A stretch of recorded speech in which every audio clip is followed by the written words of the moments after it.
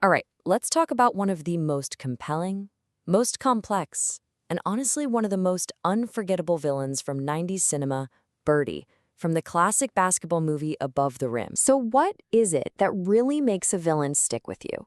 I mean, is it just how powerful they are, how cruel, or is it something deeper? That's the big question we're going to dig into, because Birdie isn't just some generic bad guy. He's a character whose motivations are just as powerful as his actions are dangerous. And if we can understand him, we get a little closer to understanding what makes any villain truly great. Okay, so to really get Birdie, you first have to get his world. We're talking Brooklyn. High stakes, high energy, a place where street ball is a religion and power is the only thing that matters.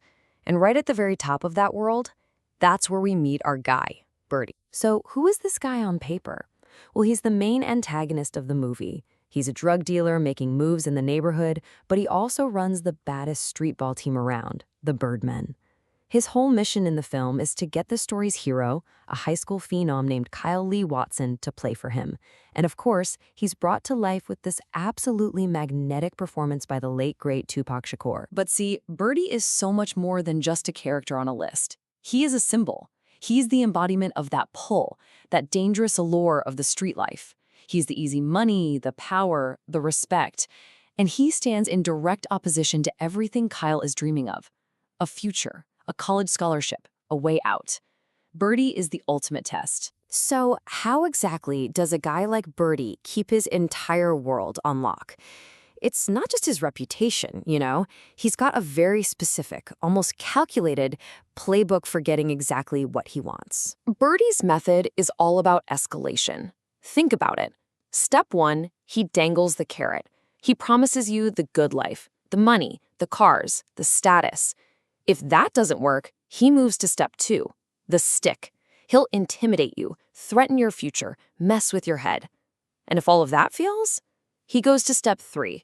And he has absolutely no problem using straight-up, brutal violence to get his way. And don't get it twisted, these aren't just random acts from some hothead. Every single move is deliberate. It's all part of a bigger game. Birdie is building an empire, a criminal enterprise, and every single thing he does is designed to protect and grow his absolute power. But what makes a person need that kind of control so badly? And this is where we get to the absolute core of his character.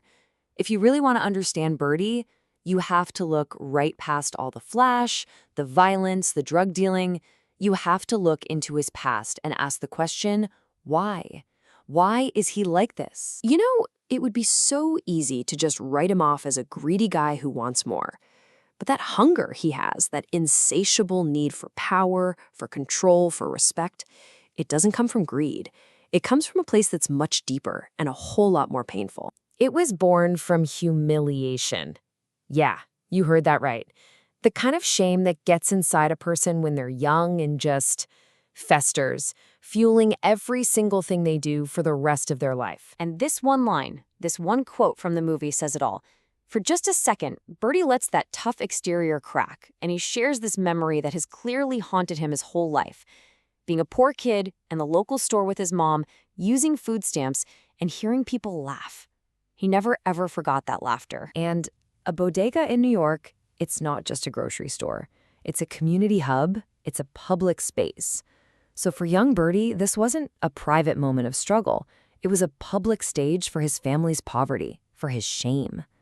And that public humiliation lit a fire in him. It became his life's mission to become so powerful, so untouchable, that nobody would ever have the chance to laugh at him again. But this is where the story pivots and becomes a tragedy. Because a life that's built on fear and control, a life born from that kind of trauma, it almost always ends in the very violence that it uses to survive. You can just trace the whole arc of his life along this one tragic line. It starts with the humiliation he felt as a kid, that fuels his violent, desperate climb to power in the present, and that power, in turn, leads directly to his own violent death.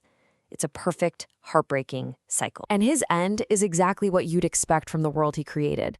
It's swift, it's brutal. He's killed by Boogaloo, Kyle's friend, in direct revenge for Birdie's own violent actions. He literally reaped what he sowed. His death was a direct consequence of the empire he built on fear. So, after all that, why are we still talking about this character so many years later?